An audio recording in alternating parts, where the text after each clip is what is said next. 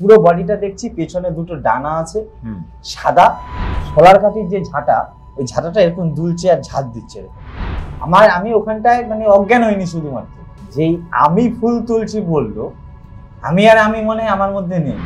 এত দুমড়ে মুচড়ে হাওয়া এমন করছে গাছটাকে, লাইট অফ হওয়ার সাথে সাথেই সে শব্দটা আর আসছে, মনে হয় যেন পাশ দিয়ে কে হেঁটে যাচ্ছে। চারিদিকে দেখছি কিচ্ছু নেই। একটা বাচ্চা হঠাৎ কান্না করছে, হঠাৎ রাত্রি 1টার সময় কেউ কি নাচে নাকি। সেম টাইম কোনো এক বাস ঝাড়ে তলা দিয়ে যাচ্ছে, বট গাছে বলছে, বট গাছের উপরে যদি এটা করতাম তাহলে হয়তো আমরা ওখানে থাকতেই পারতাম না।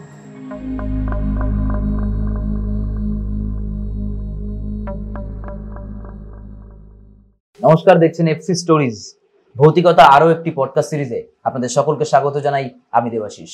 ভৌতিকতা এই পডকাস্ট সিরিজে আমরা বেসিক্যালি তুলে ধরি আপনাদের সামনে মানুষের জীবনের সঙ্গে ঘটে যাওয়া বিভিন্ন ভৌতিক ঘটনা। তো চলুন, আজকে রয়েছে কিংশুকদা আমাদের সঙ্গে। কিংশুকদা, এফসি স্টোরিজে ওয়েলকাম।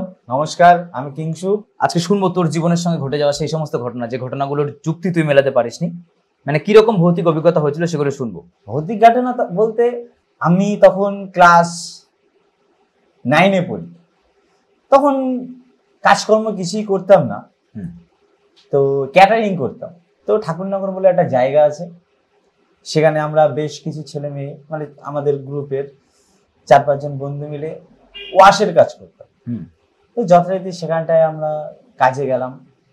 বেশ বিয়ে বাড়িতে যাওয়ার পর দেখছি বেশ ভালো লোকজনের অ্যারেঞ্জমেন্ট। তো সেখানে হতে হতে অনেকটা রাত হয়ে গেছে, প্রায় 3টে বেজে গেছে। তো 3টে বেজে যাওয়ার পর সমস্ত কিছু জিনিসপত্র গুছিয়ে টুছিয়ে বাড়ি ফিরছি, সাইকেল নিয়ে যে যার মতন। তো ফিরতে ফিরতে ঠাকুরনগরের রাস্তা দিয়ে ফিরতে ফিরতে হঠাৎ একটা সময়, মানে আমরা সবাই একসাথেই ছিলাম।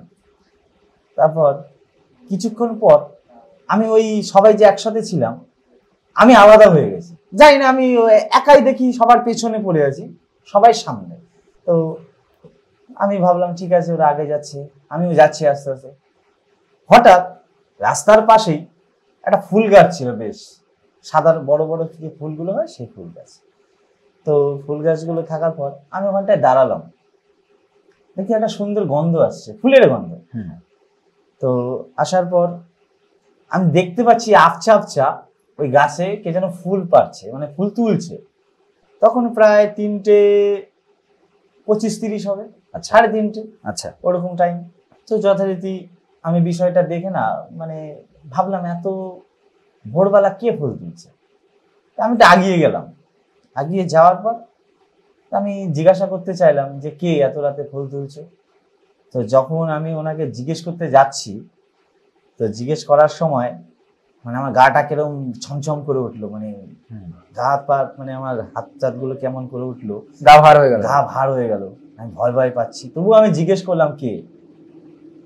তো আর দেখছি মানে ফুল ছিটছে আর পিঠে এরকম করে, পিঠে ব্যাগের মধ্যে আচ্ছা, হ্যাঁ।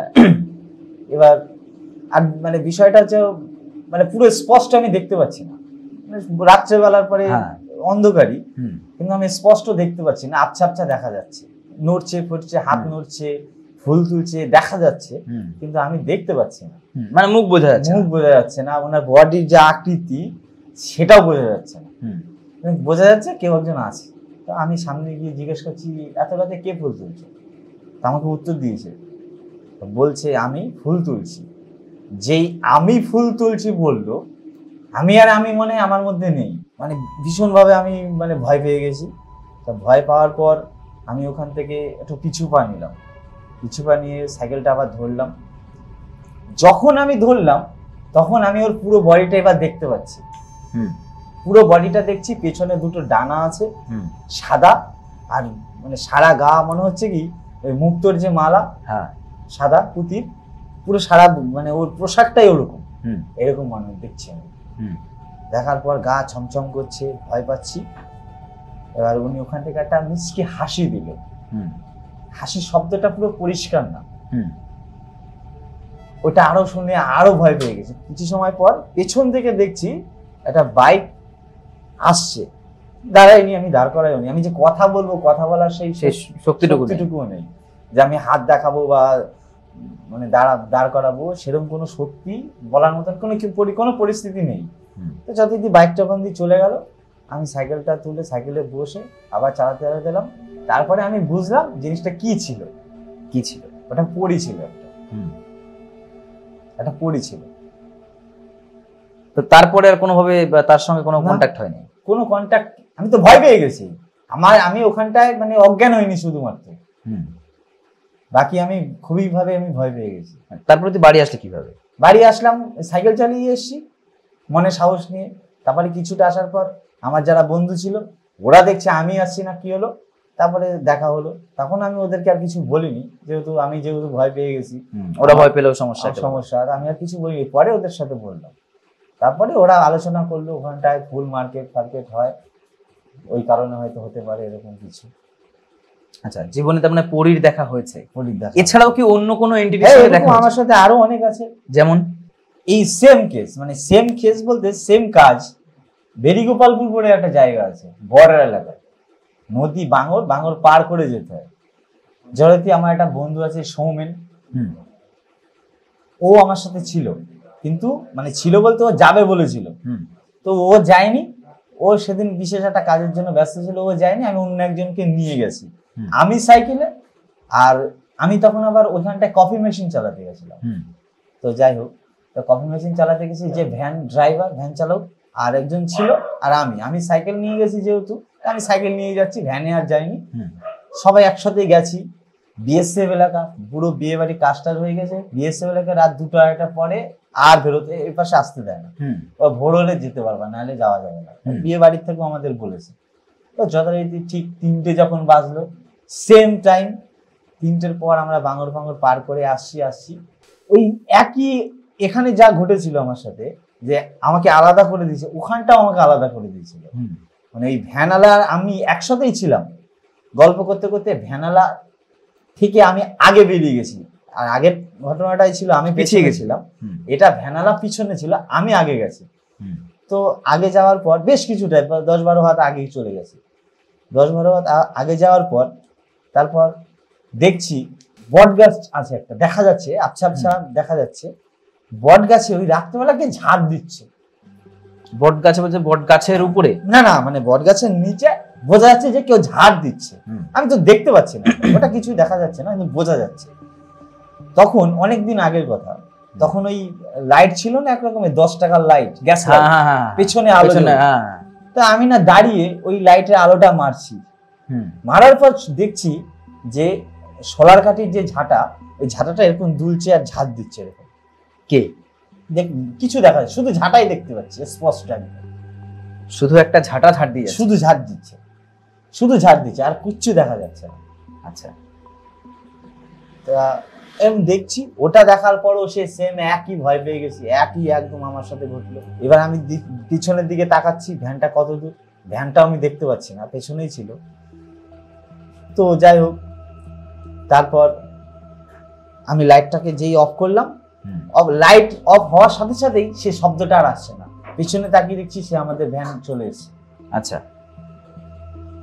ভ্যানালা আর আমাকে বলছে এত আগে চলে আসলি কি করে? আমি বললাম আগে এসেছি। তো আমি তো ভয় পেয়ে গেছি, আর বলছি না। তারপর যেতে যেতে আমি ওনাদেরকে ঘটনাটা বললাম। সঙ্গে সঙ্গে ভ্যানের মধ্যে যে দাদাটা ছিল, ও আমাকে ভ্যানের মধ্যে বসালো, আর ও আমার সাইকেলটা নিয়ে ও চালিয়ে আসলো। চালিয়ে এসে পুরো সারা রাস্তা আমাকে বাড়ি অব্দি পৌঁছে দিয়েছে, দিয়ে বললো ঝাড়িয়ে ফাড়িয়ে নিতে। আমি ভয় পেয়েছিলাম, মানে খুবই পরিমাণে ভয় পেয়েছিলাম।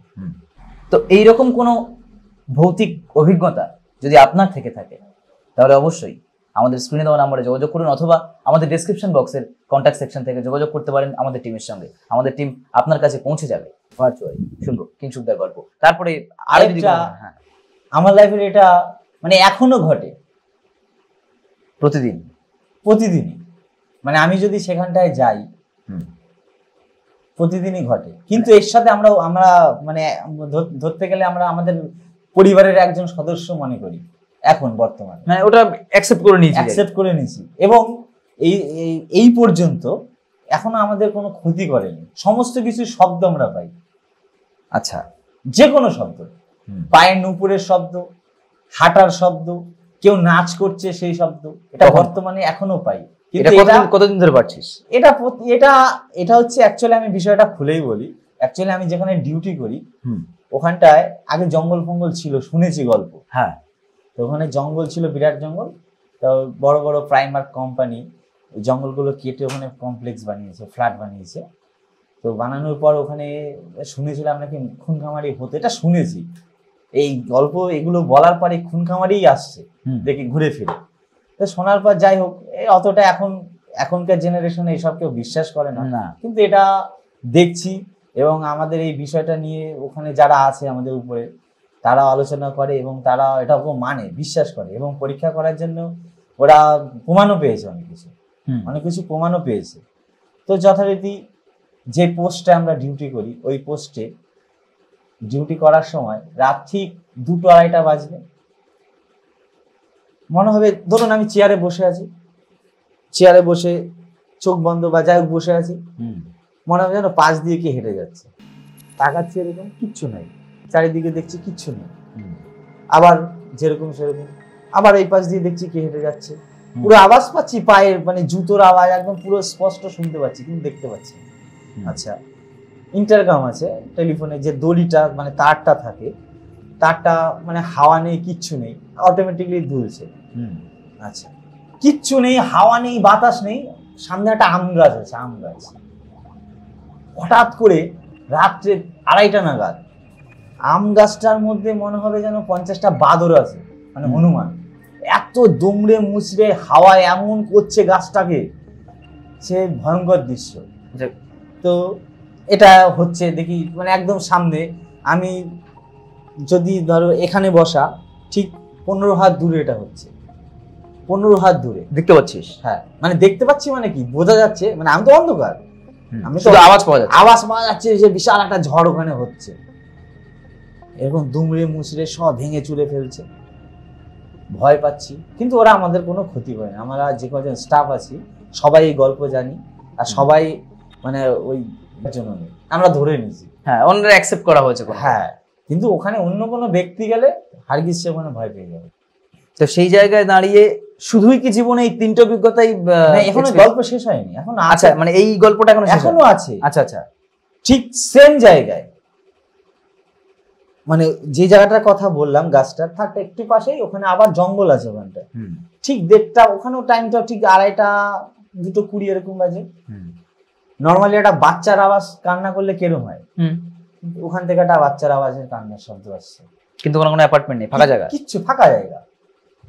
একটা বাচ্চা হঠাৎ কান্না করছে, হঠাৎ। এমনি তোরা কখনো গিয়ে দেখিসনি? কেউ না, ভুল করে ওই কাজটা করিনি, যেই এই কাজটা করিনি বলে তো ওরা আজকে আমাদের মানে ব্যাপারটাকে আমরা অ্যাকসেপ্ট করি, আমাদের পরিবারের একজন ভাই। যদি এটা করতাম তাহলে হয়তো আমরা ওখানে থাকতেই পারতাম না, যেহেতু আমি এটা বিশ্বাস করি। ভগবান যখন আছে তার উল্টো পাশ অবশ্যই থাকতেই হবে, ভূত পেতনির ব্যাপারটা না। তো এই যখন প্রথম দিন তুই ডিউটিতে গিয়ে শুনলি, রীতিমতো খুব ভয় পেয়েছি, আমাকে কেউ কিছু জানায়নি, হাসছে আমার গল্প শুনে। পরে এটা কি মানে ওখানে তুই প্রথম এক্সপেরিয়েন্স করেছিস না তোর আগেও? আমার আগে অনেকে করেছে, তারপরে আমি, আমার পরেও অনেকে করেছে, এবং ওখানকার যে ওই মানে ওইখানকার যারা থাকে তারা পর্যন্ত কমপ্লেন করেছে। যেরকম কমপ্লেন, 3rd ফ্লোর আর 2nd ফ্লোর, আমাদের রাত্রেবেলায় মানে ইন্টারকামে ফোন করে বলছে কি 3rd ফ্লোর থেকে কে দেয়াল ফুটো করার, মানে দেয়াল ফুটো করছে, ড্রিল মেশিন চালাচ্ছে, দেয়াল ফুটো করছে, বাড়ি দিচ্ছে, বারণ করে। 2nd ফ্লোরে আমরা ফোন করলাম, শুনছি, বলছে আমরা তো সবাই ঘুমাচ্ছি, কেউ কিছু করছি না। পরের দিনকে 2nd ফ্লোর থেকে ফোন আসলো, 3rd ফ্লোরে বলছে যে 2nd ফ্লোর থেকে এরকম শব্দ আসছে, বারণ করতে। সেম শুনলাম ঘটনা, দুজনকে ডাকা হলো পরের দিন, এ বলছে ওখান থেকে আসছে, এ বলছে ওখান থেকে। বিষয়টা তো আমরা সবাই জানি কি হচ্ছে, কিন্তু ওদের তো বলতে পারছে না, আমরা তো বলতে পারছি না, যেহেতু ওরা ওখানে থাকে, ভয় পাবে, আর আমরা তো জানি বিষয়টা কি হতে পারে। তারপরে বলছে রাত্রেবেলা ছাদের উপরে রাত্রে 1:30টার সময় কেউ কি নাচে নাকি? আমরা বলছি কেন, কে নাচছে? বলছে ওখানে প্রতিদিনই নাচে, নুপুরের শব্দ পাচ্ছি, নাচে, ধুম ধুম করে শব্দ আসছে। বিষয়টা তো আমরা সবাই জানি কি হতে পারে ওখানটায়, আমরা তো কাউকে বলছি না, বললে তোরা থাকবেই না, ভয় পাবে, বলছি না। না, তা এর প্রতিকার করার জন্য কোনো স্টেপ নেয়নি? এর প্রতিকার ওই যে মানুষ বিশ্বাস করে না, আর কলকাতার মতন শহর, সেখানে তো বিশ্বাসের জায়গাটা আর জায়গাই নেই। আর ওরা জানে না তো বিষয়টা। আর এক ব্যাপারটা হচ্ছে এই যে বিষয়টা, এটা সব রাশি মানে মানুষের রাশি হয়, হ্যাঁ সব রাশি 12টা রাশি যায় না, সব রাশিতে এগুলো দেখা এটা আমি শুনেছি বলে নাকি যে হালকা রাশি হলে, হালকা রাশি হলে, এই যেমন আমার সাথে যে আগে পিছিয়ে করে দেওয়াটা, এটা মানে হালকা রাশি বলেই হয়েছে। হ্যাঁ, বিষয়টা ওরকম। আর একটা গল্প, একজনের গল্প, সেটা আমি জানি। আচ্ছা, সেটা উপস্থিত ওখানটায়, মানে আমি কিছু সময় পরেই গেছি, হ্যাঁ গিয়ে শুনেছি, মানে ঘটনা ঘটে যাওয়ার পরে। হ্যাঁ, মানে ঘটনা ঘটে যাওয়ার পর ও যখন মানে আমাদের সামনে আসলো, তখন আমি ওখানে উপস্থিত, এবং ঘটনাটা আমাকে বলেছে। এটা আমি কিরকম, এটা তুই চাইলে তার নাম গোপন রাখতে পারিস, সমস্যা নেই। মানে একটা দাদা, সে রাত্রে কোথাও গেছিল, সে রাত্রে এরকম ফিরছিল 2টা-2:30 নাগাদ। ফিরতে ফিরতে, আগেকার দিনের গল্প তো, মানে ঘটনা তো, ফিরতে ফিরতে বেশ 2:30-2:30 বেজে গেছে। কোন এক বাঁশঝাড়ের তলা দিয়ে যাচ্ছিল, জায়গাটার নাম জানি, তবু আমি বলছি না। তো যাচ্ছিল, ওখান থেকে ওর গাটা ছমছম করে উঠছে। মানে ও যখন যাচ্ছিল, ওর গায়ে নাকি কে মনে হচ্ছে মানে টয়লেট করে দিচ্ছে, এরকম একটা ব্যাপার। আচ্ছা, ওই হাত ফাতে সমস্ত ভিজে গেছে, ও টের পেয়েছে। তারপর ওই রাস্তা দিয়ে আস্তে আস্তে, মানে টোটাল মানে ফাঁকা মাঠ ছিল, চাষের মাঠ। ও টোটাল মাঠটা 2 ঘন্টা ধরে ঘুরেছে। কেন? বাইক চালিয়ে। ও তো ঘোরেনি, ওকে ঘোরানো হয়েছে। তা ও যখন এই যে ঘুরলো, তখন ও সেন্সে নেই, ও ওর নিজের সেন্সে নেই, ওকে ঘোরানো হয়েছে। এবার মাঠ ঘুরতে ঘুরতে ঘুরতে ঘুরতে ভোর হয়ে গেছে। তখন মাঠে একজন লোক নাংলা গরু নিয়ে, গরু আগে তো ট্রাক্টর ফ্যাক্টর ছিল না, ওই গরু নিয়ে মাঠে যাচ্ছে। তখন ও বাইকটা দাঁড় করিয়ে ওই ভদ্রলোক যে গরু নিয়ে চাষ করতে যাচ্ছিল মাঠে, বিড়ি খাচ্ছিল। তা তখন ওনার কাছে নাকি উনি একটা বিড়ি চাইছিল, যে দাদা আমাকে একটা বিড়ি দেবেন। তা ওই ভদ্রলোক একটা বিড়ি দিয়েছে। যেই বিড়ি উনি আগুন দিয়ে ধরালো, তখনই ওর সেন্স এসেছে। বলছে আমি এখানে এত রাতে এখানে আমি কি করছি। তখন পাশের যে চাষা ছিল, সে বিষয়টা জানতে চাইলো, বলার পর চাষা ওকে ওখান থেকে আর ছাড়েনি, ওখানে বসিয়ে পুরো সকাল হলো, তারপর ওখান থেকে ছেড়েছে। চাষা ওনাকে বিষয়টা বললো সমস্ত। তারপরের মুহূর্তে আমাদের সাথে, আমি যখন উপস্থিত ছিলাম, তারপরের মুহূর্তে বিষয় গল্পগুলো আমাকে বললো, আমরা শুনলাম। তো কি হয়েছিল বা কি ছিল সেটা কি জানা গেছে? ওই যে গায়ে যে জলটা পড়লো, ওখান থেকে ওকে ধরেছিল। আচ্ছা, সম্ভবত জিন হবে, এটা শুনেছি। ওই চাষা যা বলেছিল জিন হবে। আর চাষা ওই মানে যেখান দিয়ে ও আসছিল, সেখান দিয়ে ওই চাষা বলেছে এরকম থাকতে পারে, মানে ওখানে ছিল, এর আগের ঘটনা অনেক আছে, চাষা জানতো। আচ্ছা আচ্ছা, এবার চাষা ওনাকে বলেছে এটা জিন হবে, তোমাকে এরকম ধরেছিল, এই ব্যাপার, তুমি যে বিড়িটা ধরিয়েছো, আগুন লোহা স্পর্শ করলে নাকি ওরা থাকে না, শুনেছি, এটা আমিও শুনেছি। তো ওই যখনই আগুন দিয়ে বিড়িটা ধরালো, তখন ও ওকে ছেড়ে বেরিয়ে গেছে, মানে ধরতে পারেনি, রক্তের সাথে মেশেনি। আর যে আগুনের স্পর্শটা করলো, তখনই ও সেন্স, মানে নিজের সেন্স কাজ করছিল। তখন বলছে আমি এত রাত্রেবেলা আমি মাঠে কি করছি, এটা কোন মাঠ, ও নিজেও জায়গা চিনতে পারছে না। তখন পরে মানে বললো এইভাবে তুমি চলে এসো, তারপরে ও আবার ঠিকানা নিয়ে আবার চলে গেছে। তো আপনারা শুনলেন কিংশুকদার জীবনের সঙ্গে ঘটে যাওয়া বেশ কয়েকটি ঘটনা, এবং শেষ ঘটনাটি ওর একজন পরিচিতের সঙ্গে ঘটে যাওয়া ঘটনা।